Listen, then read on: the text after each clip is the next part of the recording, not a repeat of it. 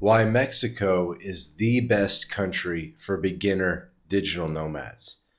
Mexico offers an unmatched combination of affordability, accessibility, infrastructure, and cultural appeal for those starting their remote work journey.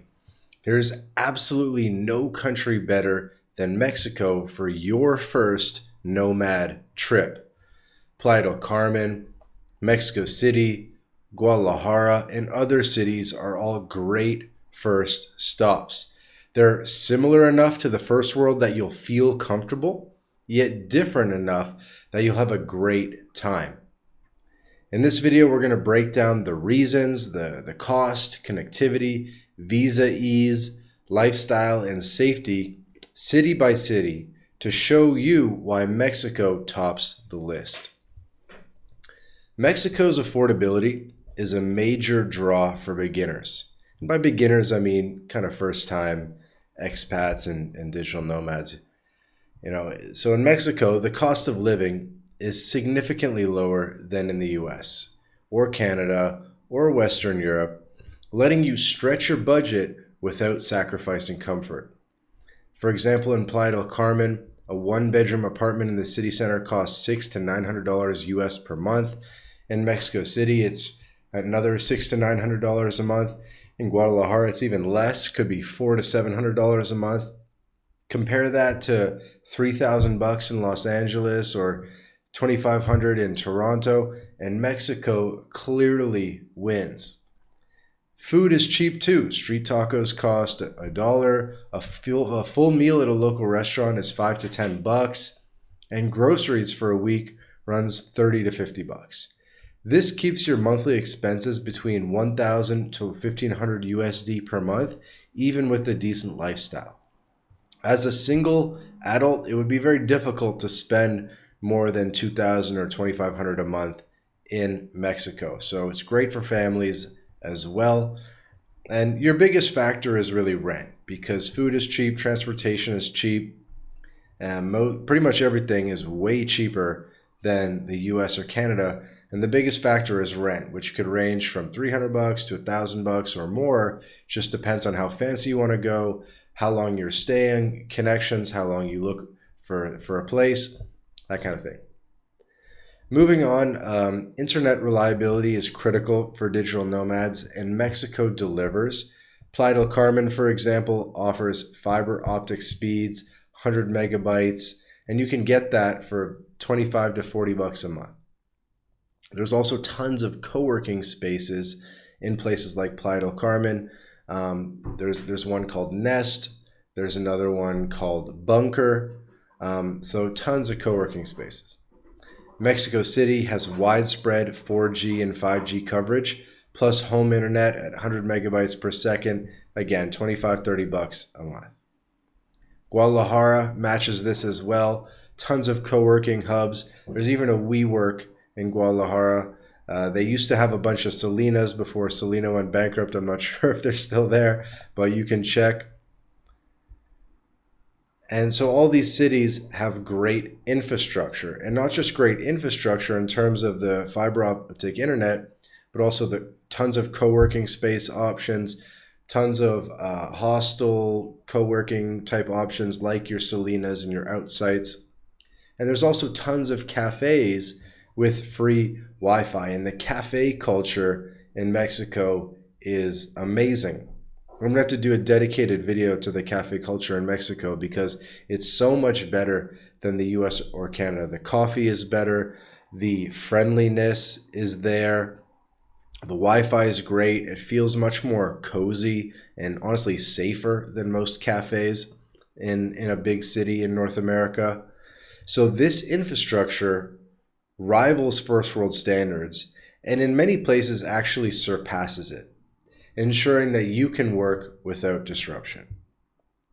Moving on to visas, let's talk a bit about that.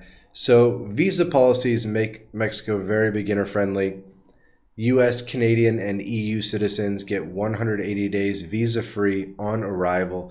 Just show a passport and ideally proof of onward travel like a return ticket, and you're good to go. This 6-month window lets you test the nomad life without paperwork. If you want to stay longer, you can get a temporary resident visa. And MyLatinLife, we're a full-scale immigration consultancy. We get people residency in Mexico. We also get people citizenship in Mexico and every other country in Latin America. That's what we do. We've helped dozens and dozens of people get residency in Mexico. So if that's a step that you're looking at, I highly suggest you book a call with us. There's a link in the bio, link in the description to this video where you can get on our calendar. You'll be speaking to me, Vance, directly, and we'll be able to sort you out with the visa and every other aspect of relocating to Mexico. So let's talk about cities for a bit. We'll talk about Playa, Mexico City, and Guadalajara.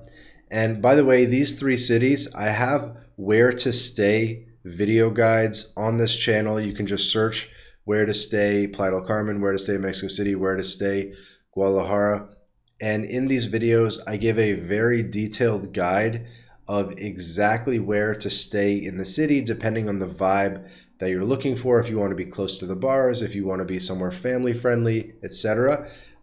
Really detailed videos. So I highly recommend you check those out as you book your Airbnb.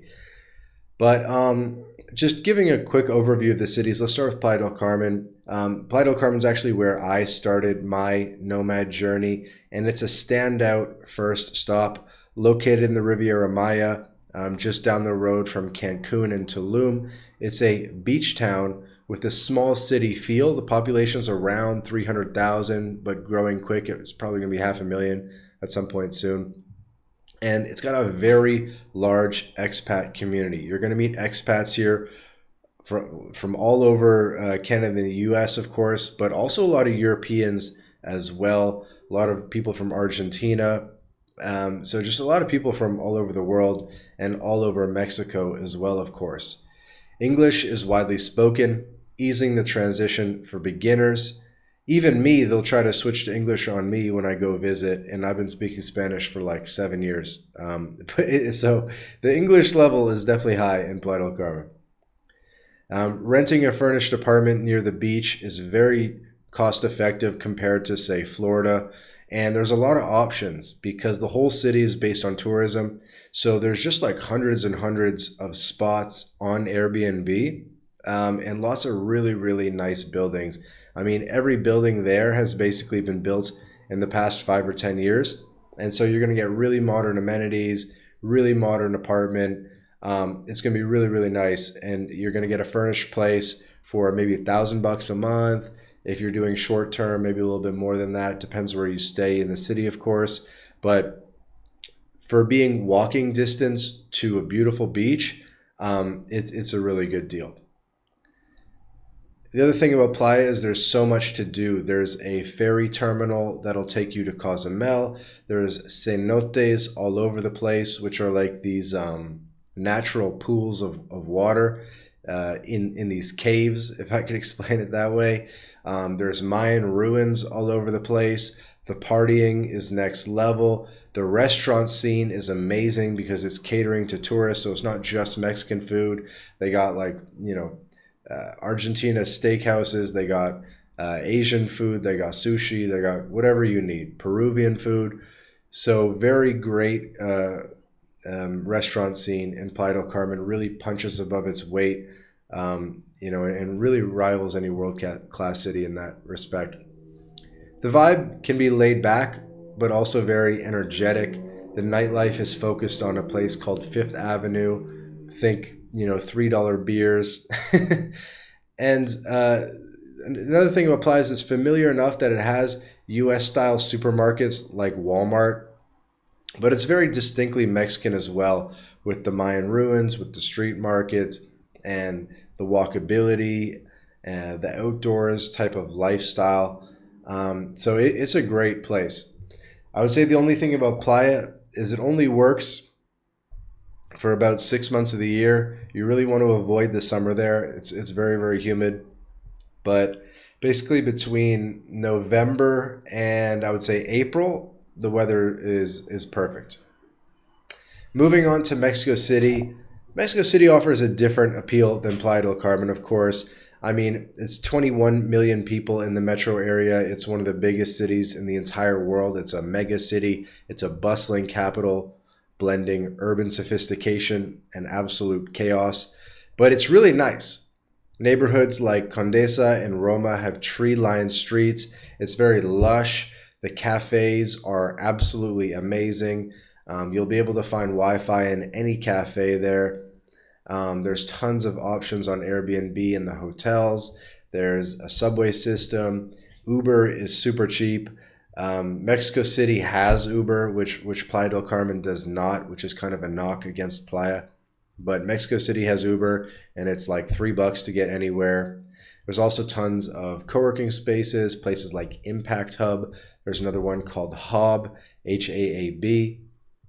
And of course, tons of museums and markets and everything you can imagine in Mexico City. It's truly a first world city like New York in many ways, certainly in terms of scale and in terms of things to do, but with the Mexican flair where you can get dollar tacos and there's mariachi bands and street food and just it's a whole different thing. Me personally, I would rather live in Mexico City than New York City, without a doubt, like no question. So if you like big cities, Mexico City is cool. The downside is the pollution. The air really is quite gray and polluted. You'll have to see it for yourself. So me, I enjoy visiting I enjoy visiting Mexico City, but I wouldn't really see myself living there even 6 months just due to the pollution, honestly. But it's a sick city that's well worth visiting, and don't let the pollution hold you back from doing a week or a month there. Moving on, let's talk about Guadalajara real quick. So Guadalajara is Mexico's second largest city with 5 million people in the metro area, and it balances affordability and tradition and really, really good weather, and also has a bit of a tech scene and a business hub going on as well. A modern apartment could be $500 a month, maybe a little bit more depending on what area you stay in, but it's much cheaper than Mexico City. That's undeniable. It's not the cheapest city in Mexico. Maybe somewhere like Oaxaca City is obviously cheaper, but Guadalajara is kind of a good blend. It's known as Mexico's Silicon Valley. It hosts tech firms like Oracle. It's a big distribution center, and it has a really, really good airport. So it draws nomads with the stable infrastructure, with the direct flights to the USA. There's direct flights from Guadalajara to like dozens of US cities. You can go do the tequila tours. There's even a train that goes out to the town of Tequila. Maybe you didn't know there's actually a town called Tequila where they make tequila, and that's where you have, Patron and Don Julio and all that stuff. And you can go tour the factories, do a tequila tour. It's a good time. There's a lot of local meals like birria, tortas ahogadas, mariachis are also from the state of Jalisco. So a lot of what people think of Mexican culture actually comes from Guadalajara in the state of Jalisco. So it's just a place that's just absolutely booming with culture, with things to do, great nightlife as well, good weather, less pollution than Mexico City, less expensive than Mexico City. So at least me personally, I would rather live in Guadalajara than Mexico City if I had to choose between one of the two. Now let's talk about language real quick. So I think in all three of these cities, the level of English is going to be very high. In Playa del Carmen, something like 30% of residents are expats, and most service workers speak English. In Mexico City, the tourist and business areas like Polanco, you'll find that English is spoken widely. And in Guadalajara, you'll find that people are pretty educated, so the level of English is decent, maybe on par or slightly lower than Mexico City, because these are like real working Mexican cities. The English level is typically higher anywhere along the beach, like you go to Puerto Vallarta and the English level is very high. You go to La Paz or Tijuana or something, obviously the English level is very high. Anywhere with the beach and tourist infrastructure will have a high level of English. Guadalajara and Mexico City aren't 100% dependent on tourism. They're their own functioning cities, which in a lot of ways is a good thing. But that also means that not everybody's going to speak English, but the English level is still quite high. That being said, Spanish definitely helps, but apps like Google Translate and a few phrases like gracias will get you by. By the way, I don't know if it's going to be out yet at the time this video launches, but we have a book coming out, which is Learn Spanish for Adult Beginners. It's on Amazon. People can go check out the book, and there's going to be a link in the description either to the book or also to some of the Learn Spanish services that we recommend.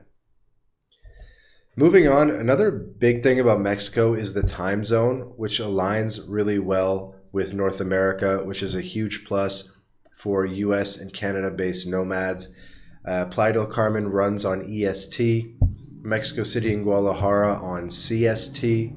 So if your clients are in New York or Chicago, you're always within maybe 1 hour distance or 2 hours distance max, avoiding the 12-hour gaps of place like Bali or Thailand or Asia. So I think the time zone thing is one of the main reasons that a lot of digital nomads choose Latin America and Mexico specifically. And you want to think about maybe what time zone your job is and maybe optimize for being on the exact same time zone. It doesn't really matter too much, but if your job is in Eastern time and you're living in Guadalajara, there's going to be periods of the year where you're 1 to 2 years behind because it's kind of like mountain time. And so you'd have to get up a little bit earlier. So that's something to keep in mind. But if you're in Playa del Carmen, it's probably going to be the same time zone as New York. So easier to handle. So just something to consider. That's a slight downside for the Pacific coast of Mexico is it's behind Eastern time because it's like kind of California time, but not the biggest deal in the world. Now let's talk real quick about safety. So safety is a reasonable concern. Playa del Carmen's tourist areas are heavily policed, but petty theft is a possibility, usually just bikes getting stolen and stuff. The real big thing in Playa is because it's a tourism-focused city, that does bring some of the bad elements of society out.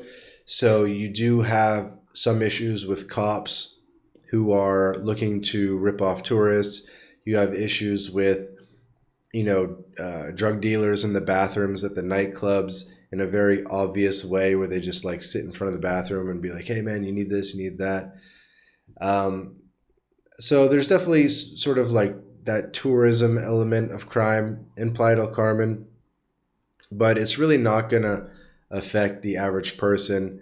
Mexico overall is very safe.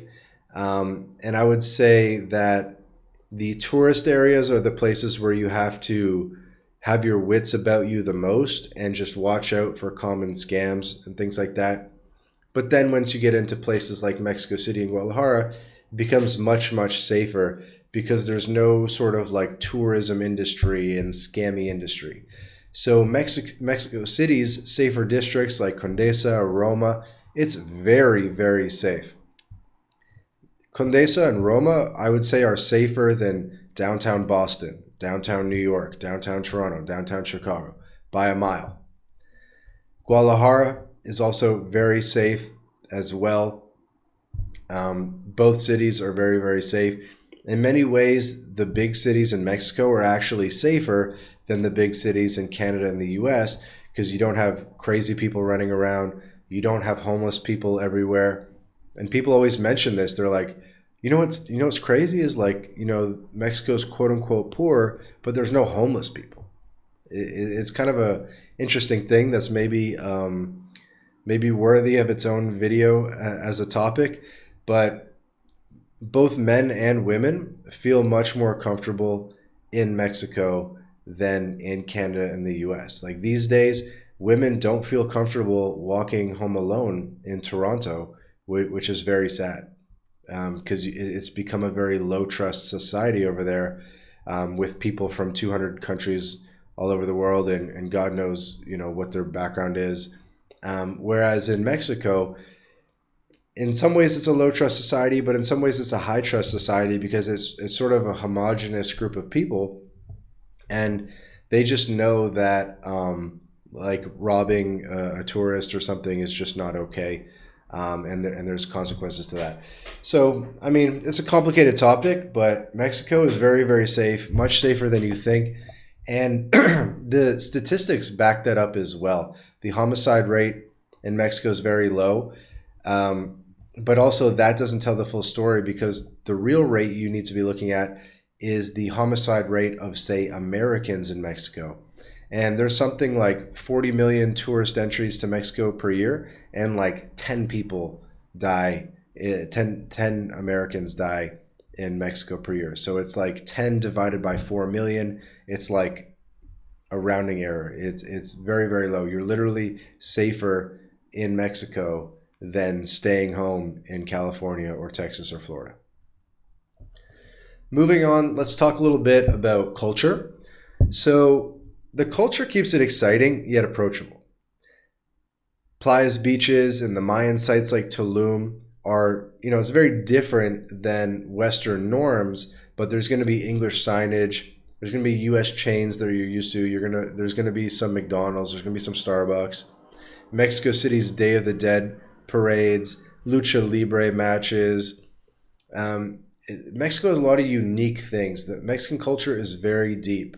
Guadalajara's mariachi festivals, as I mentioned, Oaxaca, as well as filled with culture. Really every single state in Mexico, of which there are 32 states, could practically be its own country. Each state has so much culture. So when you think of Mexican culture, don't think, oh, there's just one Mexican culture. Every region has its own regional culture. Every state has its own culture. And even within a state, a lot of the Mexican states have different cultures depending where in the state that you go. So the culture is just never ending in Mexico. It like the the culture per capita levels is off the charts. I mean, I've spent years living in Mexico, and I'm still learning about new foods and new festivals and new traditional clothings and things like that. It's just a sensory experience, but also in many ways similar enough to avoid overwhelm, unlike India's sensory overload. Like India has culture and it's a sensory overload, but it's like too much, it's too foreign. In Mexico, it's like a good blend where there's enough familiarity to sort of keep you anchored, but there's also so much new stuff that you're just learning every single day. And that's how I like to live my life, is I just want to constantly be learning every day. So I really enjoy that aspect of things. Now let's talk about community support real quick. So the community is very strong in Mexico, particularly among digital nomads. It's probably the most popular country for digital nomads in Latin America, really by far. And there's a lot of different nomad hubs within Mexico. Playa del Carmen has an absolutely gigantic nomad hub. There's WhatsApp groups, there's Facebook groups, there's meetups almost every single day of the week. In Mexico City, there's also tons of nomads as well as expats. And there's meetups all the time. There's networking events. There's crypto events. There's always something to do. There's always people to meet. And in Guadalajara as well, the expat scene is a little bit less, but also huge. I would say Guadalajara has the lowest of the three in terms of expat scene and digital nomad scene, but a lot of digital nomads go through Guadalajara at some point in their careers. But it's a bit more local of a city, as you might imagine. So that's why most people prefer Playa or Mexico City for a first destination, so that they can go to a place where maybe they already know some digital nomads, or at least they can get plugged into a community real fast. Whereas in Guadalajara, there's tons of expats and foreigners in Guadalajara, but it might take a little bit more time to sort of peel back the layers. Okay? Now let's talk about travel logistics a little bit. This is another thing that Mexico really, really has going for it. Flights from the US are super cheap. You could get a $200 round trip from Dallas to Mexico City. You could get a $300 round trip from LA to Guadalajara. Within Mexico, buses like the ADO bus might cost $20 from city to city. And these are really, really nice buses. It's not like the Greyhound in the US where it's sketchy and you don't want to do it. The buses in Mexico are actually very modern. They're very nice. And I'm not talking about the buses within a city. I'm talking about the buses from one city to another. So both getting to Mexico is very easy, and then transportation within Mexico is also very easy because every city has an airport. The flights from within Mexico are very, very cheap. Whether you're going from Tijuana to Cancun or something like that, it's always super cheap. In summary, Mexico is the best for beginner nomads due to its low cost of living, reliable internet, easy 180-day visa, and North American time zones and proximity. Playa del Carmen offers beaches and expat ease. Mexico City blends urban life with culture, and Guadalajara mixes tech and tradition. It's safe, English-friendly, culturally rich, yet familiar. No country matches this balance. For your first nomad trip, Mexico is the clear winner in 2025.